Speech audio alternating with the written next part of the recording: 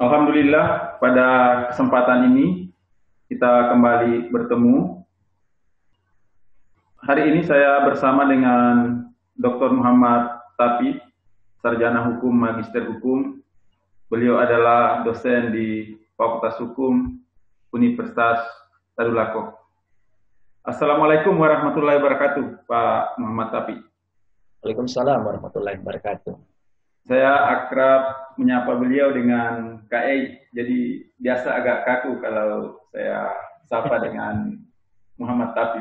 Saya izin, selanjutnya saya akan sebut Kak Ei supaya diskusi kita lebih hangat pada pagi hari ini. Apa kabar Kak Ei sekarang? Alhamdulillah, baik-baik, ya, sehat. Pak Rahmat bagaimana? Alhamdulillah sehat, masih stay at home. Oh pasti, ya, ya. Oke. Saya ingat pertemuan terakhir kita 1 bulan yang lalu di salah satu kegiatan fakultas pelatihan apa kemarin, filsafat dan penelitian hukum. Ya. Kak Ei, saya tertarik dengan tulisan yang dimuat di Jawa Pos pada tanggal 10 April 2020 yang judulnya Dramaturgi Pentas Hukum COVID-19. Nah, hari ini juga saya kembali membaca tulisan yang lebih utuh, lebih panjang di Harian Radar Sulteng. Mungkin Kak Ei sendiri belum bisa akses di Surabaya, tapi sekedar informasi tulisan itu terbit hari ini di Harian Radar Sulteng dengan judul yang lebih provokatif.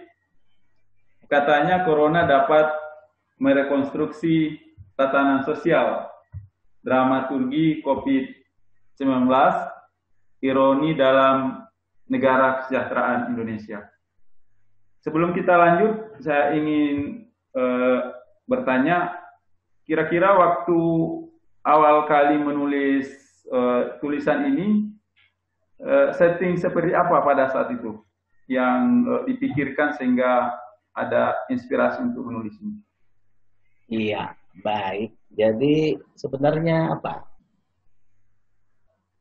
Ya itu, rekonstruksi tatanan sosial saya lihat ada di mana-mana.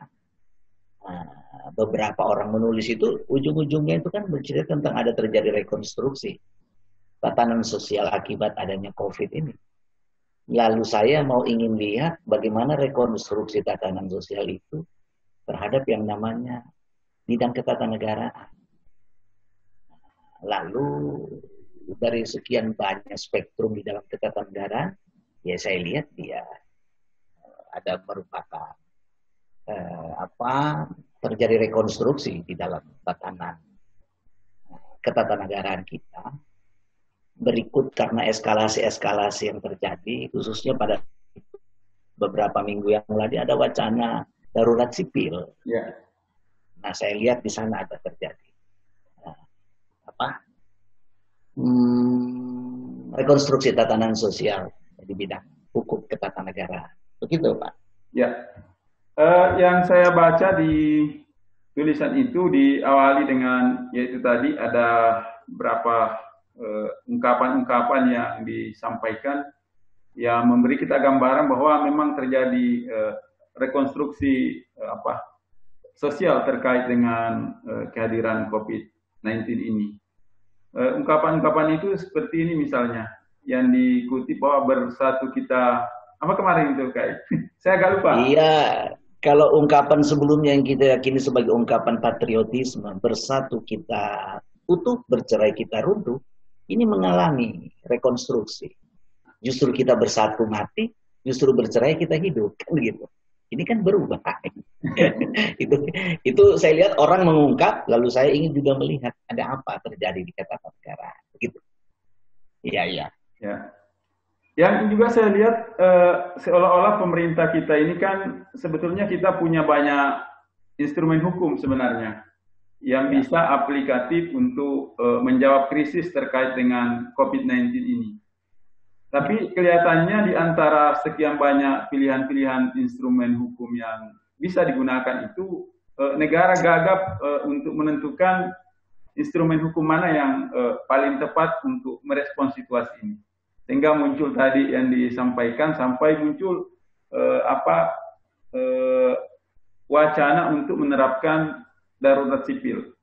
Nah, coba kalau kita kaitkan dengan elaborasi tentang tujuan bernegara kita, kira-kira itu relevan atau seperti apa?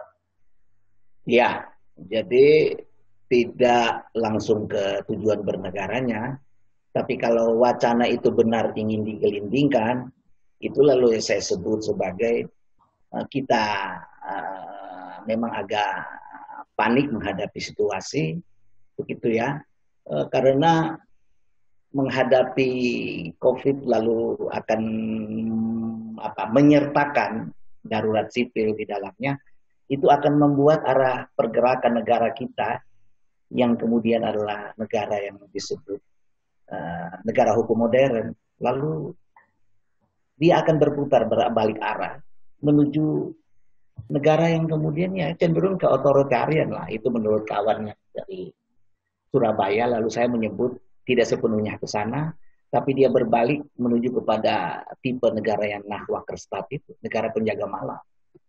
Nah, sementara kita ini didirikan dengan ide itu sebenarnya startingnya sudah bertipe negara modern. Gitu. Jadi adanya wacana-wacana itu sangat mengganggu. Dan itu memang terjadi rekonstruksi. Begitu.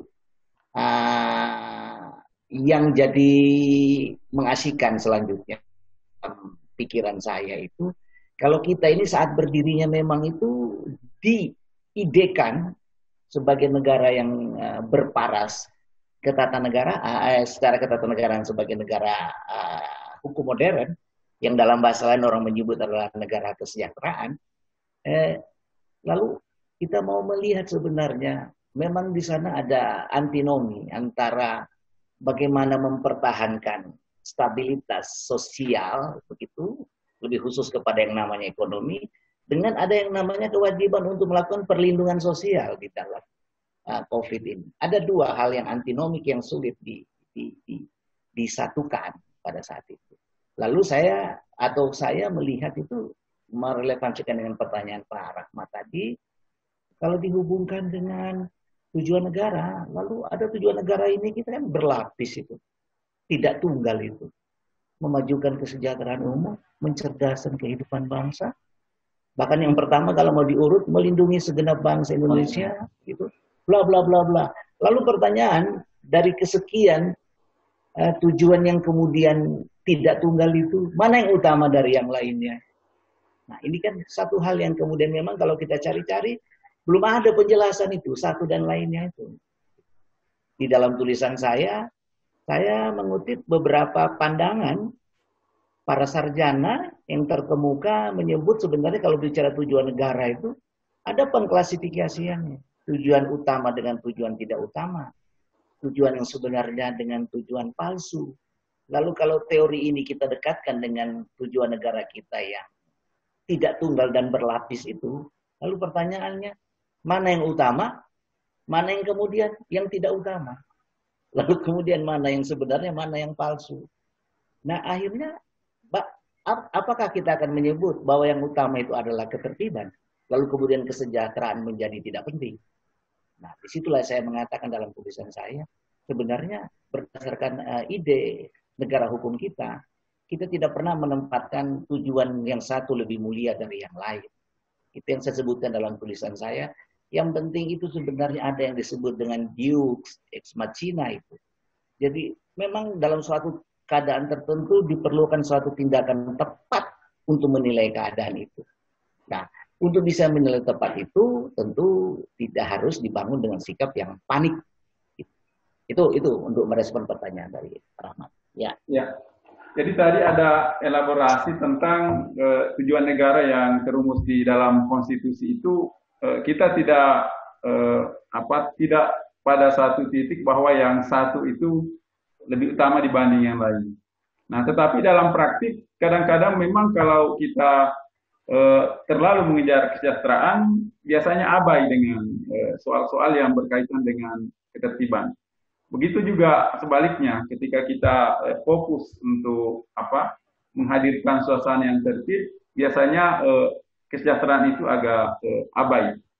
Nah, dalam situasi sekarang ini sebenarnya kan saya baca di tulisan kayak juga sebetulnya banyak instrumen hukum yang bisa digunakan oleh pemerintah. Sejauh yang tersaji kepada kita beberapa hari ini, itu kan wacananya tentang undang-undang tentang bahaya itu yang menjadi dasar hukum untuk mewacanakan darurat sipil. Ya. Nah, kemudian ada juga Undang-Undang Penanggulangan Bencana tahun 2007 dan yang terbaru ada Undang-Undang Karantinaan Nasional. Nah, kalau dirunut lagi ke belakang ternyata juga kayak dalam tulisan itu menyampaikan kita sebetulnya punya undang-undang sistem jaminan sosial nasional. Nah, kira-kira kalau undang-undang yang ada ini dimaksimalkan dalam pelaksanaannya nanti, saya melihat apakah nanti sependapat atau tidak bahwa kalau kita gunakan undang-undang sistem jaminan sosial, penanggulangan bencana dan kekarantinaan nasional, itu semua berorientasi pada tujuan untuk mencapai kesejahteraan rakyat itu. Seperti apa Kak Indian? Iya, jadi pertanyaan ini berat sekali. Tapi saya mau masuk di pendekatannya begini. Kalau pendekatannya peraturan perundang-undangan, mudah-mudahan saya tidak miss ya. Ingatkan saya karena itu.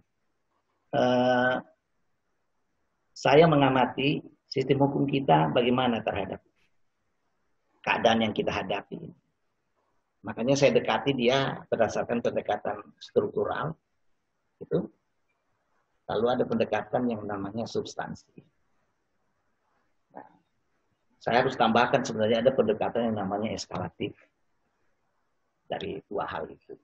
Jadi ada pendekatan dinamika untuk menyebut eskalatif itu. Bahkan mungkin eksesif, kan begitu ya. Yeah. Dan kalau kita pakai pendekatan struktur, bahwa yang mengurus bencana di Indonesia itu adalah bukan yang namanya Kementerian Kehutanan. Dari segi struktur. Ya. Bukan kemudian Lembaga Ilmu Pengetahuan Indonesia. Dari segi struktur. Lalu kalau kita tanya, di negara kita struktur yang dibuat untuk menangani bencana itu siapa? Strukturnya adalah Badan Nasional Penanggulangan Bencana. Oke, itu dari segi struktur. Lalu struktur itu dia muncul dari pengaturan apa? Itu undang-undang bencana. Di dalam undang-undang bencana memang disebutkan ada bencana alam, ada bencana non alam. Kita sudah tahu bahwa kemudian COVID ini adalah bencana yang non alam atau lebih spesifik kita sebut bencana wabah. Kan begitu ya kalau kita mau teruskan. Nah, itu dari segi struktur.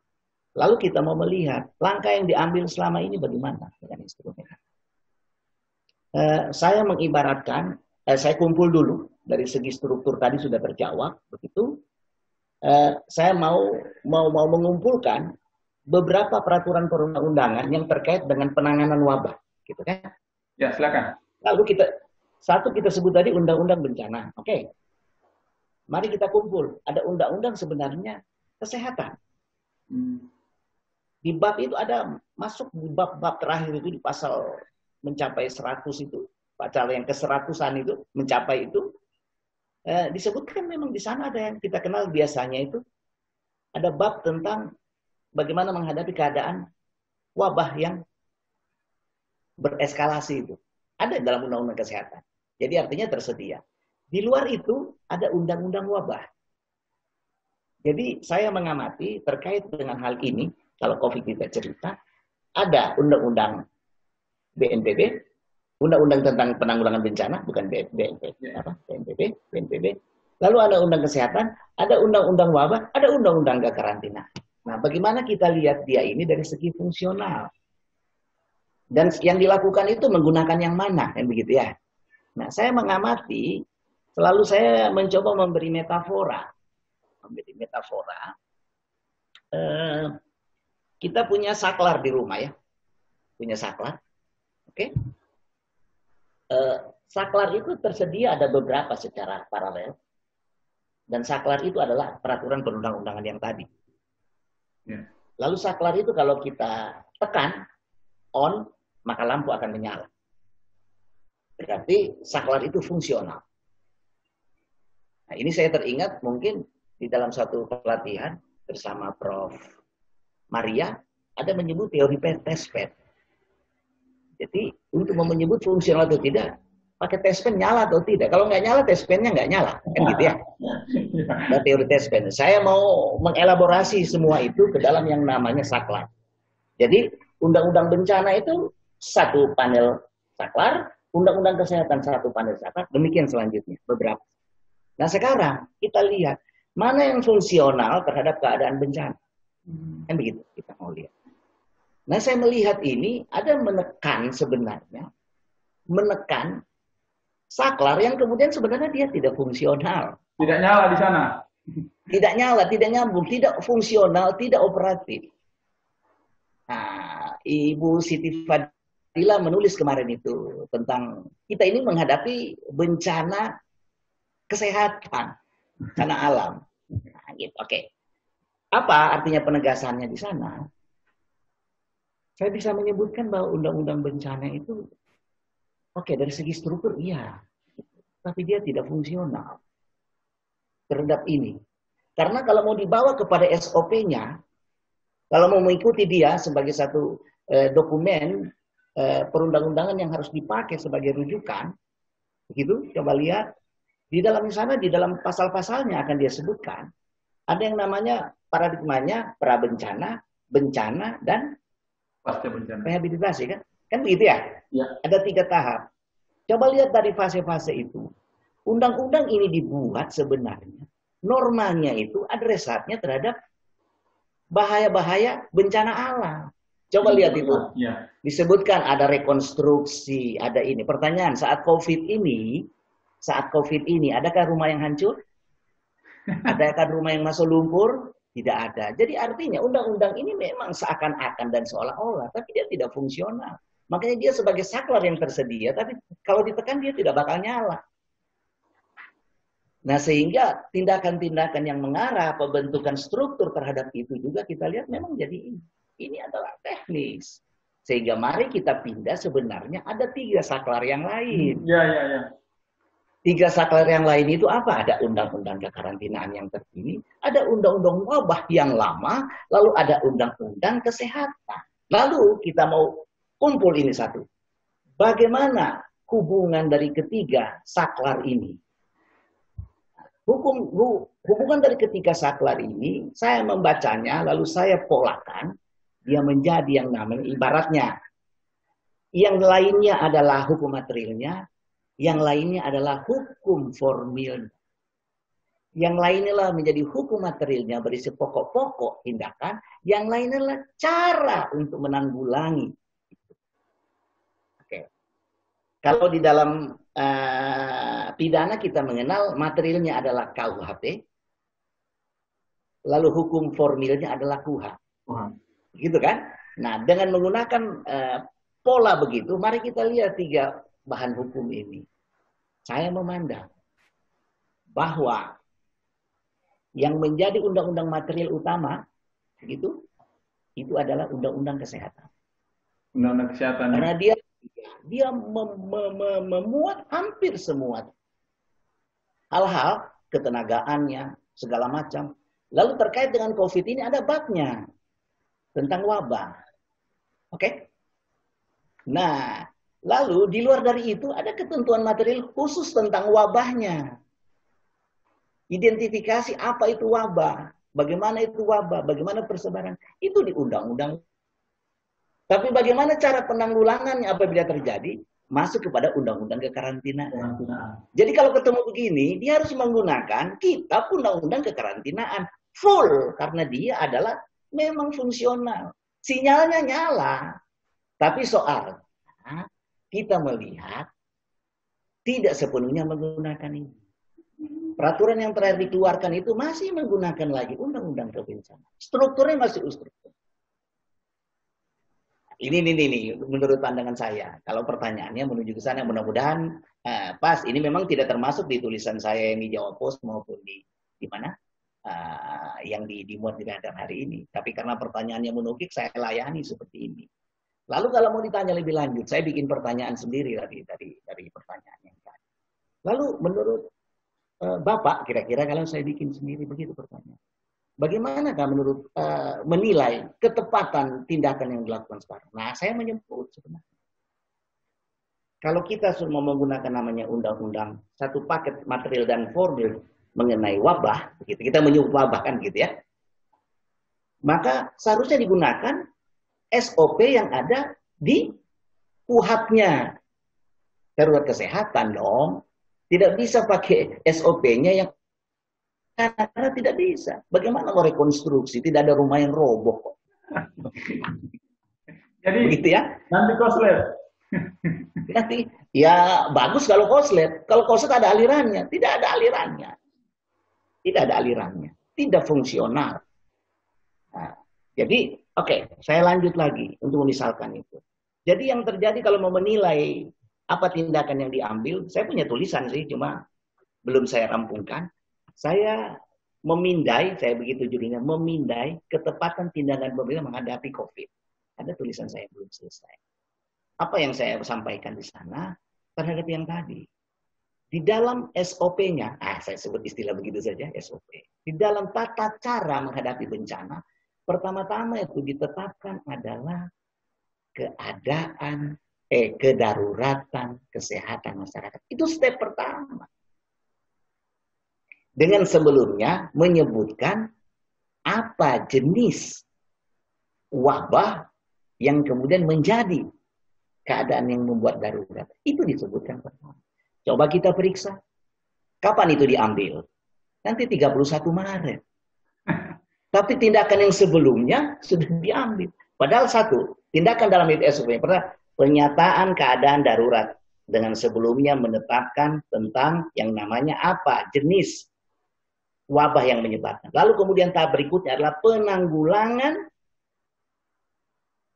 itu.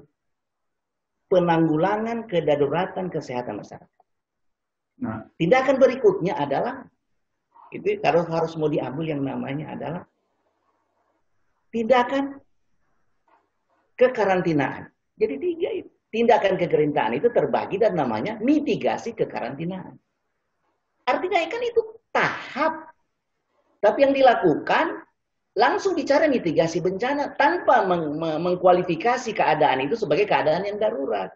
Banyak yang offside. Ya. Kalau kita yang orang hukum administrasi negara, bahwa tindakan itu tidak sah sebenarnya. Ya. Kemarin kita belum declare, belum ada di declare bahwa kita dalam situasi kedaruratan kesehatan itu, tapi tindakan kita sudah seperti itu kan? Ya, di lapangan itu sudah berjalan seolah-olah kita darurat, tapi secara hukum tidak pernah dideklarasikan bahwa kita sudah pada tahap itu. Ya, saya mau teruskan sedikit. Bisa saya teruskan sedikit? Ya, silakan. Boleh? Iya. Terkait dengan yang tadi pertanyaannya, benarkah di awal-awal Januari masuk Februari tidak ada suara dari yang namanya pemerintah untuk menegaskan tentang yang namanya darurat? Ada. Tapi yang mengeluarkan adalah BNPB. Berarti dia menggunakan SOP-nya mereka. Seharusnya itu bukan di sana yang mengeluarkan, itu adalah di bidang pakai undang-undang kedaruratan, undang-undang kekarantinaan. Saya kasih pemisalan lagi begini. Saya diwawancara juga oleh kawan, Pak Rida Saleh, mantan komisioner HAM, Komnas HAM. Iya. Saya memberi ibarat begini kalau tindakan ini. Kalau sholat itu, rukunnya sholat itu apa? Kalau orang bilang takbiratul ihram, itu step kan? Setelah itu ada yang namanya ruku, ada iktidal, lalu ada sujud, ada duduk di antara dua sujud. Lalu katanya orang bilang, rukunnya sholat itu takbiratul ihram ditutup dengan salam. Begitu kan? Ini pengibaratan sederhana. Nah, lalu, di dalam step pertama, apa yang dikerjakan? Di dalam step yang kedua, melakukan apa? Demikian selanjutnya. Yang terjadi, ini kita, ya, yang terjadi ibaratnya, pas kita takbiratul ihram, Allahu Akbar. Akbar, yang kita baca adalah At-tahiyatu, Mubarakatu, Sholawatu, Thayyibah. Tapi kalau ditanya, Anda baca apa? Saya kan baca bacaan-bacaan dalam sholat. Tidak salah. Kenapa? Kalau saya baca Allahumma barik lana, atau saya baca Alhamdulillahilladzi ahyana, itu baru saya salah. Yang satu untuk makan, yang satu untuk saat mau setelah bangun tidur. Jadi orang berargumentasi padahal tempatnya yang salah. Jadi kita sudah lihat dari step itu sudah rukun-rukunnya tidak on the track. Gitu. Kacau itu. Itu kira-kira pemisalan yang saya sampaikan. Tapi kalau ditanya, iya saya kan sedang bicara tentang doa sholat, bacaan-bacaan dalam sholat, iya. Tapi yang dibaca setelah Allahu Akbar adalah doa iftitah. Kan begitu. Kan begitu. Lalu kalau at-tahiyat itu begitu. Itu gambaran-gambaran. Ya. Yang dilakukan sekarang karena tidak mengikuti SOP-nya kekarantinaan. Ada tindakan-tindakan yang kemudian tidak sesuai dengan protap, sesuai dengan hukum acara. Saya menyebut hukum acara lah, begitu. Begitu Pak. Pada titik ini kita sampai bahwa yang relevan untuk diterapkan ini adalah Undang-Undang Kesehatan sebagai hukum materialnya, ya. Dan Undang-Undang Wabah. Karantinaan kesehatan, Undang-Undang Wabah Kesehatan sebagai hukum formilnya. Nah sekarang ada juga wacana untuk membuat Perpunya sebetulnya sudah ada Perpu nomor 1 tahun 2020, tapi itu sebenarnya tidak menjawab persoalan ini dalam rangka mengatasi penyebabnya, bukan yang mau diatasi. Perpu yang baru ini kan akibat, kita tidak sampai ke penyebabnya. Nah menurut KAI, apakah dengan dua undang-undang tadi minimal itu, Undang-Undang Kesehatan dengan kekarantinaan, itu bisa diterapkan secara bersama atau perlu payung hukum baru dalam Perpu misalnya yang mengelaborasi atau memadukan dua peraturan itu dengan tambahan-tambahan yang mungkin diperlukan sehingga aturannya nanti lebih fungsional untuk bekerja dalam konteks sekarang ini. Kalau kita baca sekumpulan saklar tadi di bidang kesehatan, itu sudah cukup. Sudah cukup. Undang-undang kesehatan, undang-undang wabah, tambah itu undang wabah itu. Wabah dan undang-undang kekarantinaan. Kekarantinaan, 3. Di dalamnya itu mencantumkan namanya keadaan kedaruratan itu. Dan tindakan-tindakan apa yang diambil. Nah, ada juga problem yang saya lihat sekarang ini, kalau kita kan di hukum itu kan orang bertindak berdasarkan aturan-aturan yang ada di peraturan perundang-undangan. Nah, tapi kelihatan yang terjadi sekarang itu masyarakat, pejabat di daerah sudah melakukan suatu tindakan tertentu, kemudian baru diikuti dengan semacam legitimasi dari peraturan yang dibuat oleh pemerintah pusat. Misalnya penerapan yang social distancing yang kemudian diterapkan dengan pembatasan sosial berskala besar itu. Nah, sebenarnya di daerah ini banyak yang sebetulnya melampaui dari pembatasan sosial berskala besar. Nah, misalnya kemarin kalau di Sulawesi Tengah itu ada toli-toli itu mereka sudah melakukan lockdown lokal. Nah, itu kita kembali lagi kepada ketidaktertiban dalam berhukum. Kalau mau dilihat dari aspek hukumnya.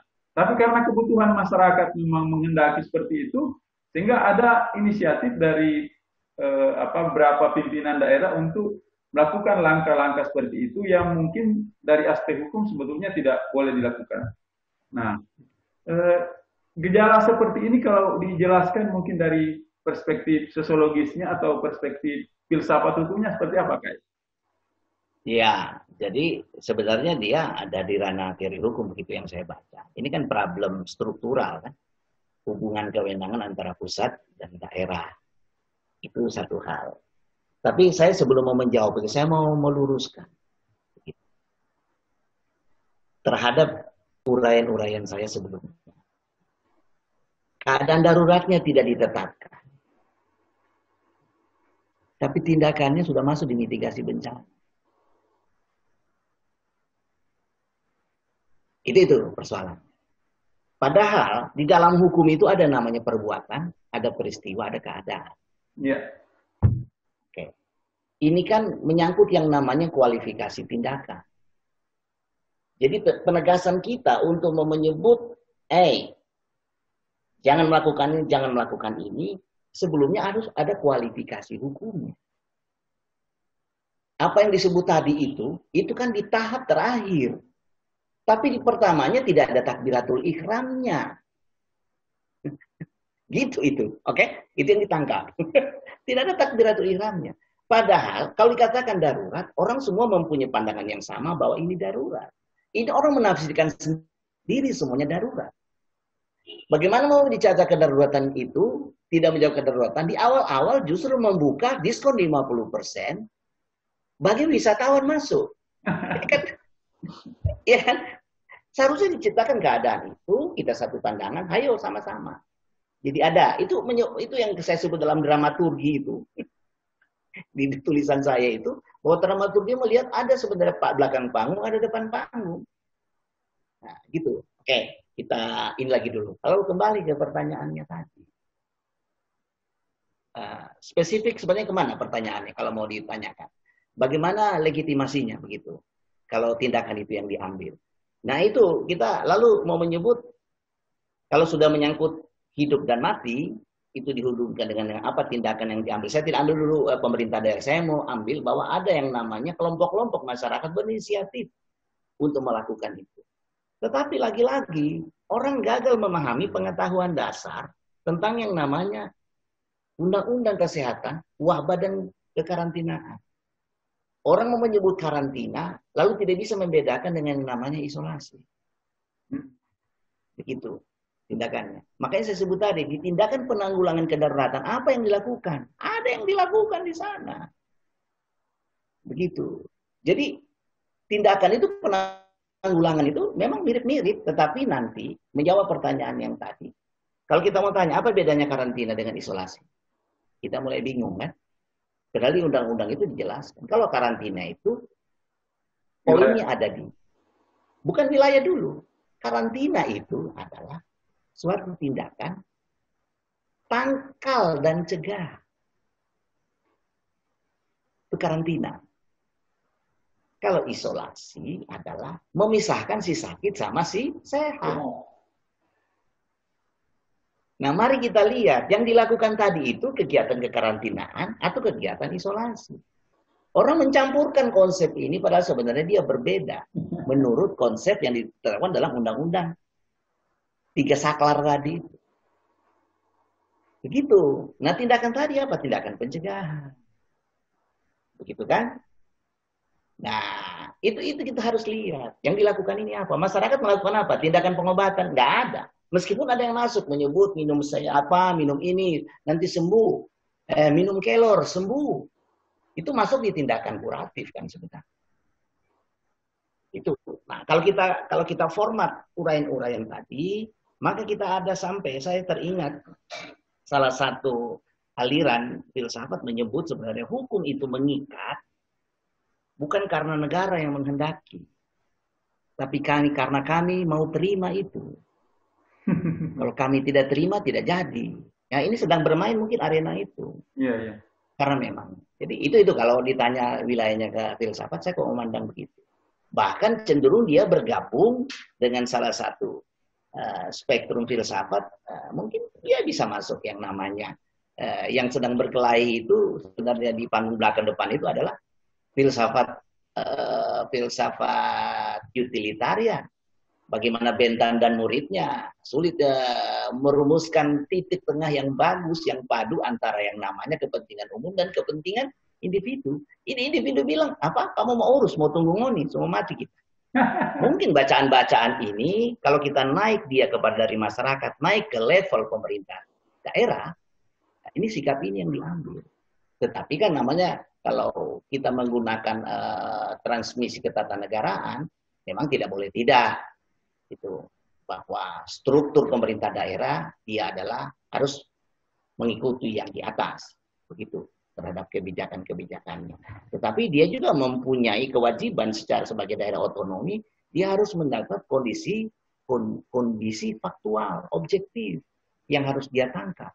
Jadi kalau ditanya tindakannya, menurut saya kalau diuji belum tentu dia salah. Sampai dengan dia terbukti salah, kan begitu. Tapi dalam spektrum saya, dia belum tentu disebut bersalah. Karena dia menangkap kondisi objektif, faktual, lokal. Memang menghendaki untuk tindakan itu. Ya. Tindakan itu harus dia ambil, begitu.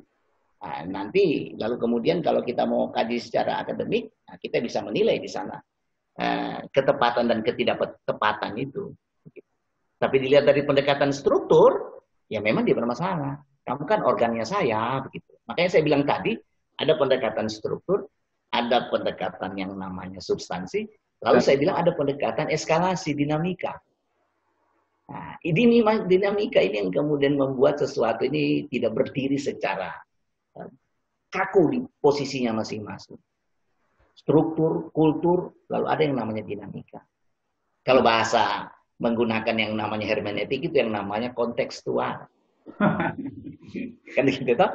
Ada bacaan gitu, lalu ada pembaca, lalu ada konteks, kan begitu. Itu kalau mau pakai, bolehlah itu ditulis juga. Menyikapi dari perspektif hermeneutis bisa juga.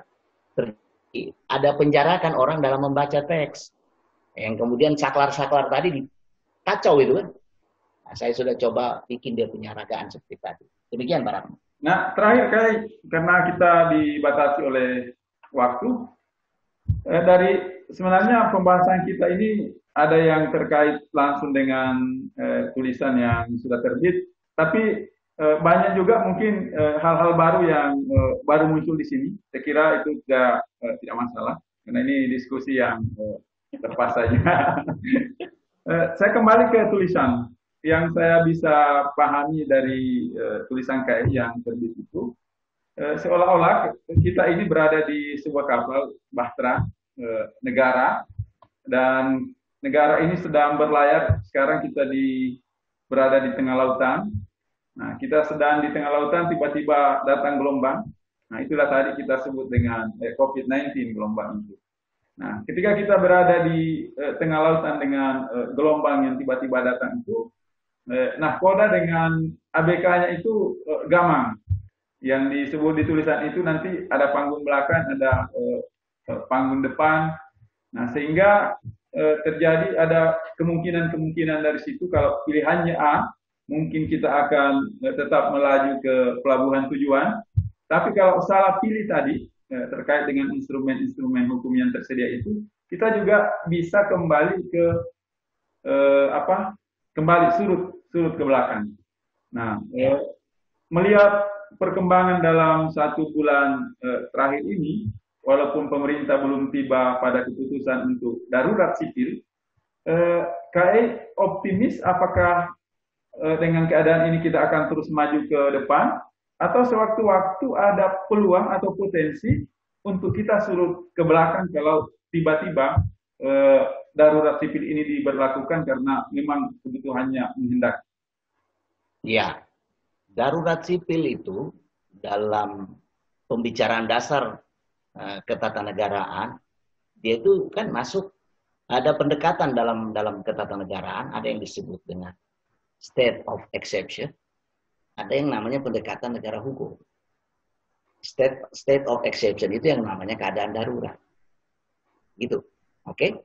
Nah, yang menjadi basisnya kalau kita pakai negara dalam keadaan darurat itu, ya pakai Perpu yang diundang-undangkan 59. Jangan baca teksnya. Baca dia punya spirit undang-undang itu lahir. Undang itu harus dibaca dalam konteks yang utuh. Supaya kita tidak terjadi penjarakan dengan undang-undang dengan bahan hukum itu. Undang-undang ini dibuat pada masa Bung Karno. Dan memang Bung Karno pada saat itu sedang mengkumulasi kekuatan berada di tangannya. Otoritarian tipenya. Jadi memperlakukan itu tidak di otoritarian. Sebab dia, padahal mari kita lihat yang kemudian dia harus berparas negara hukum.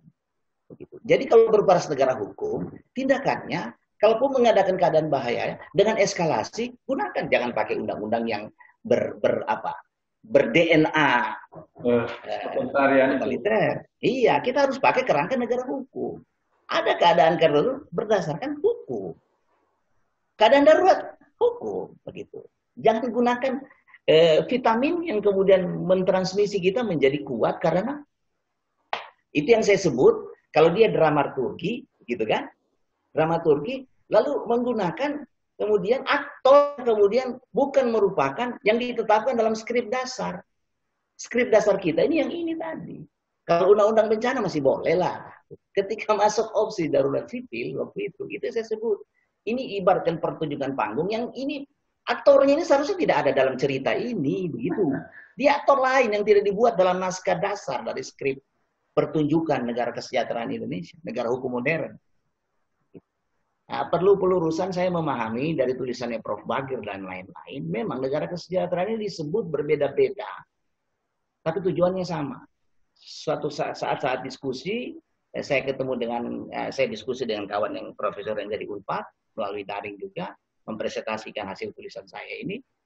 Saya bercerita bahwa demokrasi itu bukan idiom hukum, gitu. Dia idiom politik. Begitu. Lalu kemudian idiom hukumnya yang namanya demokrasi itu apa? Kita menyebut negara hukum. Jadi negara demokrasi itu Pak istilahnya orang non hukum. Kalau kita menyebut negara hukum. Lalu negara hukum demokratis itu, lalu kemudian dia lepas dari yang namanya negara hukum yang klasik itu. Dia sudah masuk kepada negara hukum kesejahteraan. Jadi negara hukum kesejahteraan itu sebenarnya konsepsi ekonomi. Karena dia turun dari ajaran-ajaran itu. Begitu. Jadi negara kesejahteraan itu sebenarnya kalau mau diambil dia negara hukum material.